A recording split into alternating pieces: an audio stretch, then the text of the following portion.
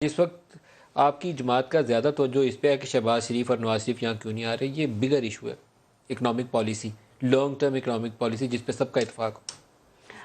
Long term policies جو ہیں یہ پاکستان کی، ہم الیکشن کے لیے نہیں سوچتے، ہم اس ملک کے لیے سوچتے ہیں. 31,000 ارب کا قرضہ انہوں نے چڑھایا، ہم اتارنے کی کوشش کریں.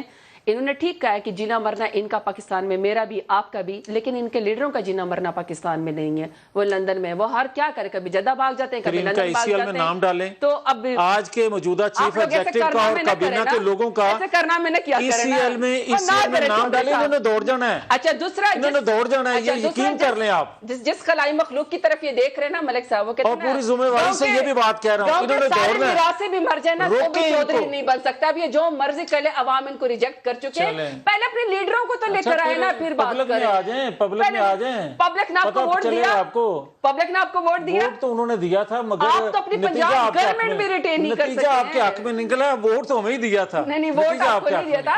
آپ لوگ اب خلائی مخلوق سے نکل آئے، عوام کی خدمت کریں، بگوڑے نہ بنے، لندن سے واپس آئے، اپنے ملک کو، لوگوں کو حساب دیں، اپنے ورکرز کو حساب دیں، ان کو بتائیں وہ بیچارے خلائی مخلوق کی تلاش میں ہیں.